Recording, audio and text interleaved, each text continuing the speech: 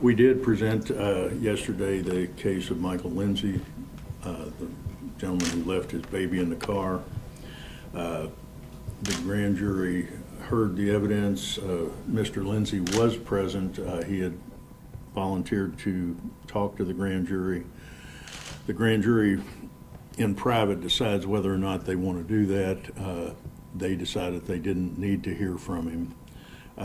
And then we made no recommendation on the case. We just ran it by the grand jury, and they returned no true bill at the conclusion of that time.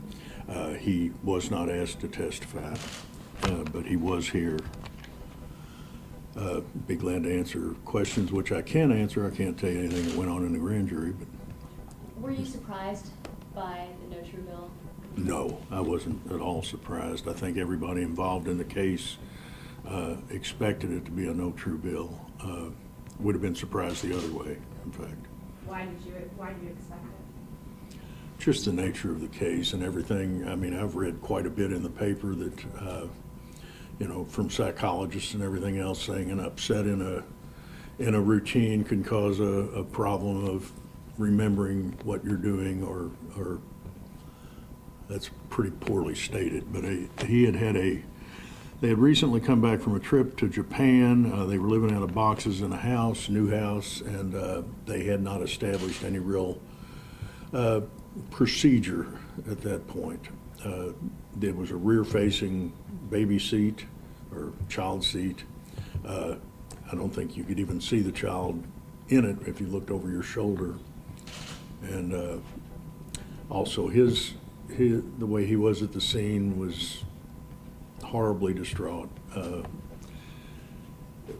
I don't think anybody would have indicted that. I don't think, had it been indicted, I don't believe we'd have ever been able to get 12 people to agree on that. Why even present it to the grand jury? We looked at what we had done in the past, and we had always submitted them, and we wanted to keep it the same way, and we did that. We submitted it. We found that we had indicted one other person in the past, but he had a history of leaving the child in the car while he played basketball and other things like that. So in this case, we had no indication whatsoever that the man, you know, it wasn't that he thought, well, I'll leave the kid in the car and run into the Jiffy Whiz or whatever. It just simply, he didn't know it until he got back out and found it. Could you have given the grand jury the option for a, lack of a better phrase, lesser included offense like child neglect or something along those lines, perhaps not manslaughter? I think all of that requires an intentional or a level of action that we didn't find in this on reviewing the case. You know, it wasn't reckless because he didn't know of the risk.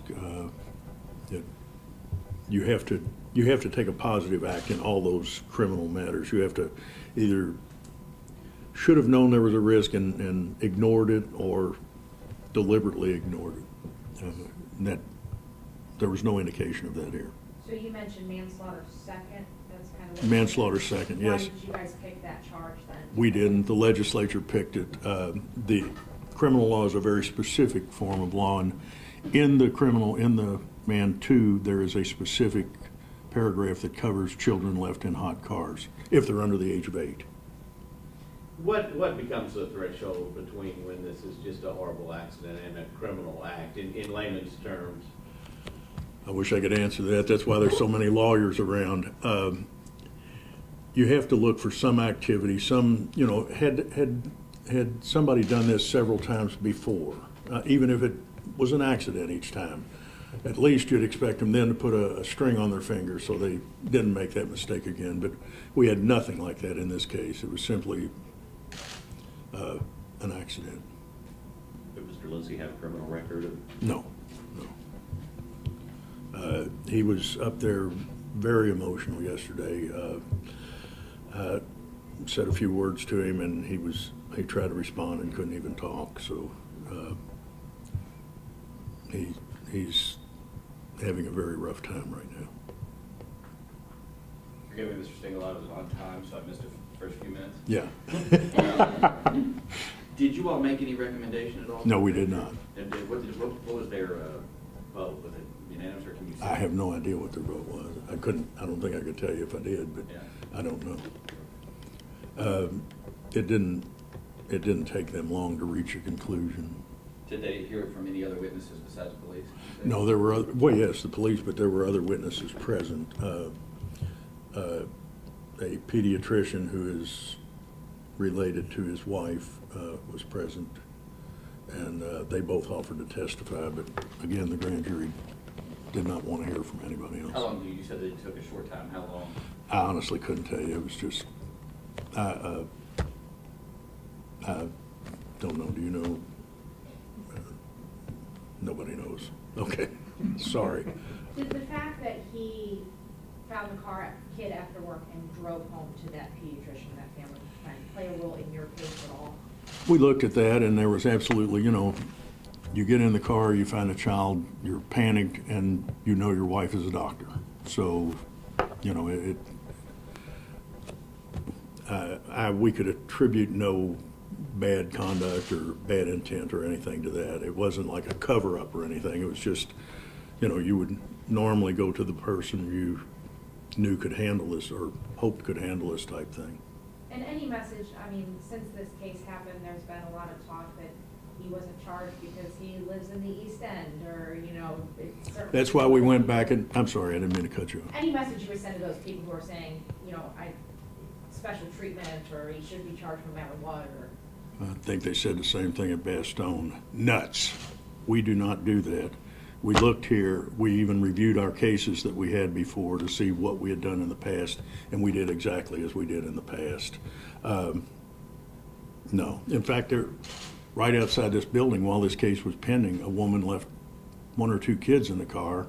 We looked out and saw like 5 or 6 police officers surrounding the vehicle and didn't know what it was, and they were getting the kids out of the car. She came, I think she was over in the courthouse. So I think the thing that this case does say is just when there's weather like this, to be particularly careful. Just don't leave a child in, even if you're running into the convenience store to grab a slushie. Take the child in with you. People leave the car running. It doesn't take anything for a car to quit running, and then it's minutes until it's life-threatening inside those cars.